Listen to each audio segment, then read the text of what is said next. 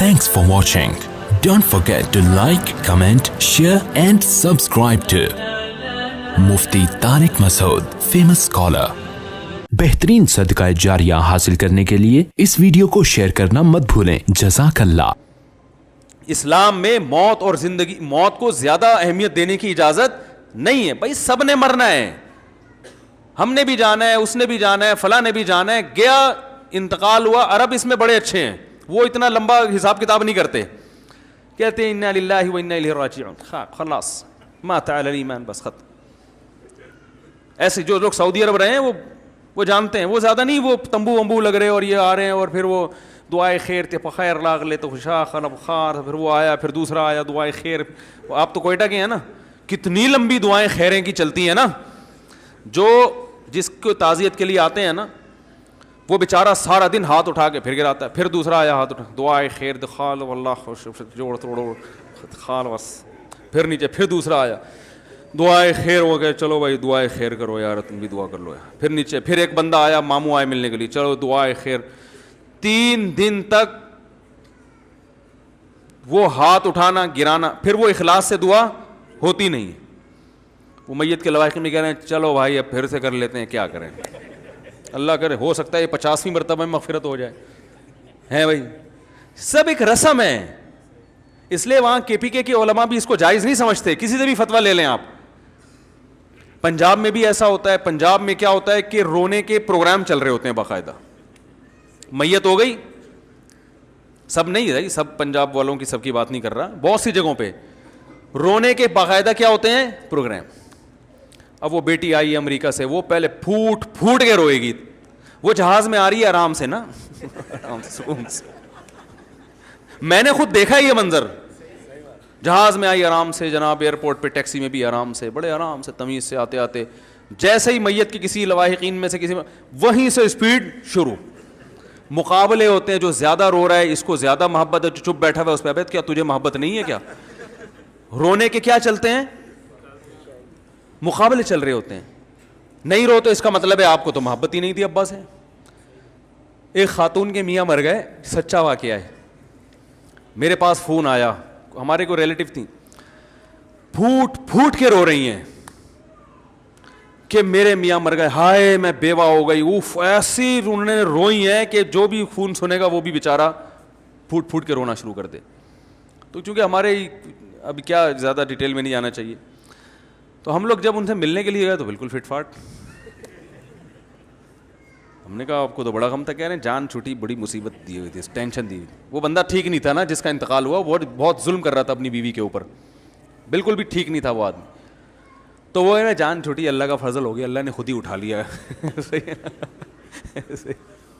लेकिन अब मरने पे ऐसा रिएक्ट करना है, वो एक मजबूरी है भाई। अगर ऐसा रिएक्शन नहीं किया, लोग बोलेंगे वाह भाई वाह, मियाँ मर गया, रोना ही नहीं आ रहा इनको।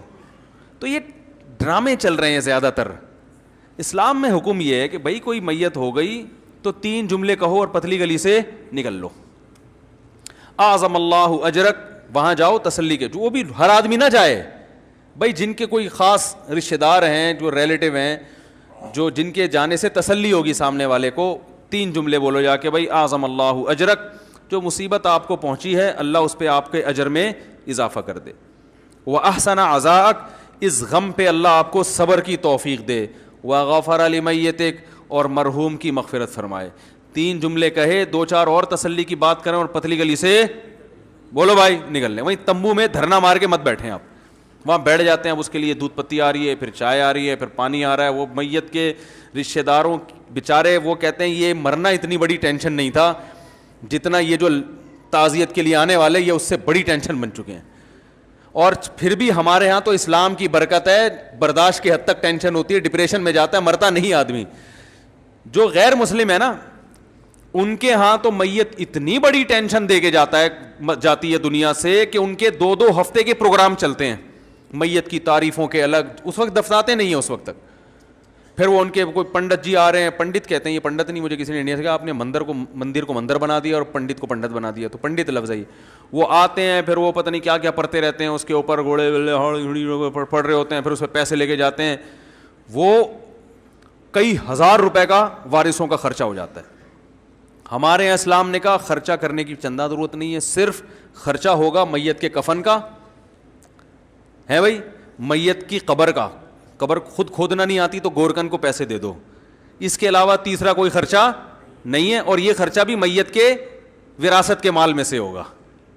جتنا مال چھوڑ کر گیا ہے نا اس میں سے پہلے یہ کفن دفن کا خرچہ نکالو. کفن کے کتنے پیسے خرچ ہوتے ہیں کفن پہ, وہ بھی یہ کہ جب اگر کوئی گھر میں کسی کی قمیض پھاڑ کے جو ہے نا کفن بنا دو, صحابہ تو ایسے ہی کرتے تھے, الگ سے کپڑا تھوڑی خریدتے تھے. حضرت ابو بکر کو جب کہا گیا نا یہ کپڑا, انہوں نے فرمایا زندوں کو پہناؤ, ہمارے لیے نیا کپڑے کی ضرورت, ہمیں پرانے کپڑے میں دفن کر دینا, وہاں قبر میں جا رہے ہیں نا وہاں کون سا کوئی, وہ تو فرشتے آئیں گے دیکھنے کے لیے, وہ تو اعمال دیکھتے ہیں, وہ آپ کے کپڑے تھوڑی دیکھیں گے. تو ٹینشن نہیں لو بھائی, زندگی کو کیا بناؤ, ہلکا ہلکا بناؤ, کاموں میں ٹائم لگاؤ. اب جو دنیا سے چلا گیا وہ واپس نہیں آئے گا, اب آپ نے کرنا ہے اس کے لیے مغفرت کی دعا. جو غم خود سے ہو رہا ہے وہ تو ہوتا ہے, وہ تو نیچرل ہے, وہ تو نبی کو بھی ہوتا تھا, آنکھوں سے آنسو ٹپکتے ہیں, بس کافی ہے.